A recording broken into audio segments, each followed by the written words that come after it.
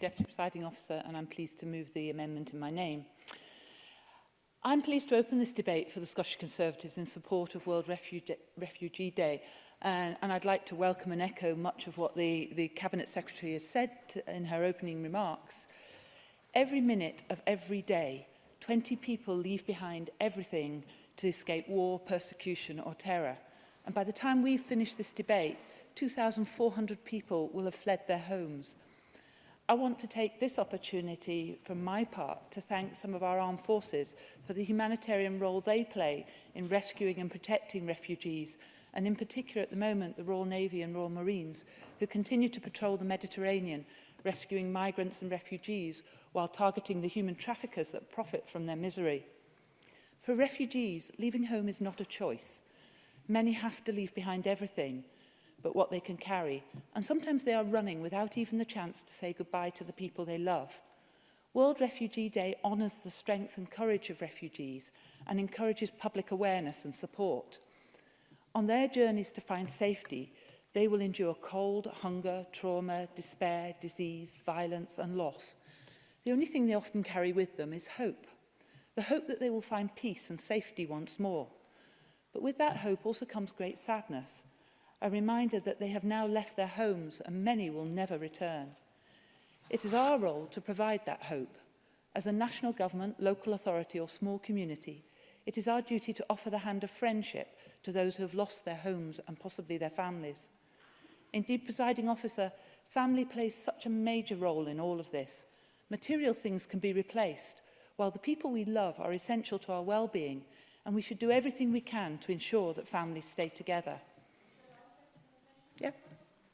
Christina McKelvey. Thank you very much. And it's on the point of family. Can I ask Michelle Ballantyne, Presiding Officer, if her party would be supporting Angus MacNeil MP's Refugees Family Reunion Bill, which would bring back together those families, usually unaccompanied children, bring them back together to be with their parents? Would her party be supporting that? Michelle Ballantyne. Yeah, I haven't actually seen the wording of it yet, but we certainly will look at it very carefully. And that leads me into very nicely to saying that I am really pleased to hear that the UK government is continuing its mandate resettlement scheme post-Brexit. Under this project, children recognised as refugees by the UNHCR can join close family members in the UK. The UK government is a strong supporter of this principle, with over 24,000 family reunion visas issued in the last 5 years, as well as granting asylum or some other form of leave to over 9,000 children in the past year alone. I'd rather not at the moment because I'm going to run out of time otherwise.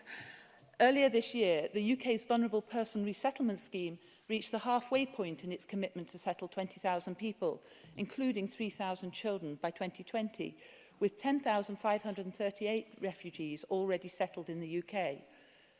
But as the Cabinet Secretary indicated, arriving in an unfamiliar country, not speaking the language, with no belongings and potentially traumatised from your experiences is not the end of journey for families.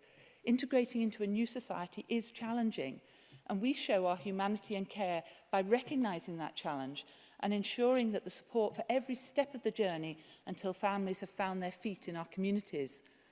I am delighted, therefore, on Monday that the Home Office did award the promised £1 million fund to the civil society organisation Reset to provide training and support to help communities across the UK who want to welcome refugees through the Community Sponsorship Resettlement Initiative. Deputy Presiding Officer, I am proud of the role that the United Kingdom is playing here. Contributions are being made at all levels of society, whether it is the work of the UK government, the very welcome New Scots strategy to help integrate refugees, or the acts of individual communities. Right now in Galashiels in the Scottish borders, an event called Reach Out 2018 is taking place, and that's where I would have been if I'd been playing hooky today. The event, organised by TD1 Youth Hub, the Scottish Refugee Council and Volunteer Centre Borders, is showcasing the fabulous work that has been taking place to bring young people together. The project, led by TD1 Youth Hub in Galashiels, started in September 2017 and has grown its success through the confidence building and skills the young people have gained from each other on a weekly basis. The group brings together both Syrian and local Galashiels young people who regularly attend the TD1 activities and share experiences and learn together, For many, what started as volunteering support for refugee families has now become real, deep friendships. The Scottish Borders has welcomed 5 Syrian refugee families to the area, all of whom are making considerable efforts to integrate into their new communities, overcoming cultural and language barriers. And support for them has been truly multi-partnership, involving council services, local schools, health services, partner agencies, registered social landlords, Borders College, the Department of Work and Pensions and Job Centre, Skills Development Scotland, the police, the fire and rescue services, voluntary bodies and local communities and volunteers. But I'd like to single out... Yeah. I'm very grateful for Michelle Ballantyne taking the intervention.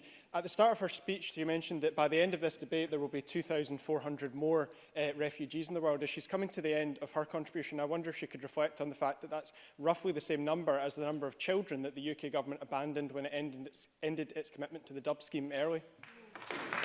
Michelle Ballantyne.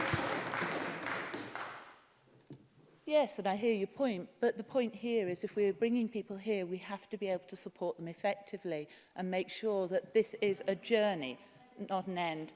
And most people who are made refugees don't want to leave their countries and their homes, and we also have to work very hard abroad to make sure they can return to their homes. But I want to get back to the point that I want to mention 2 people in particular who I know have done a huge amount of work on this, and I'd like to mention Hamid and Abdul. Their contributions to the Borders Volunteer Centre and the work with refugees have been immense, and they have been tremendous in the resettlement process. And I know many feel that without them, the whole system would struggle. Their work has not only improved the lives of refugees coming to the borders, but it has also served to enrich the lives of those who have been involved in the process. And in doing so, has prepared them to take up to 10 refugee families who I know when they arrive will be immensely heartened seeing how the families who've gone before them have integrated and found lives and settled, and hopefully it will make their transition much easier. Actions and groups like this all help to reduce the risk of social isolation and allows refugees to connect with people in the communities they are settling in, particularly important for children and young people.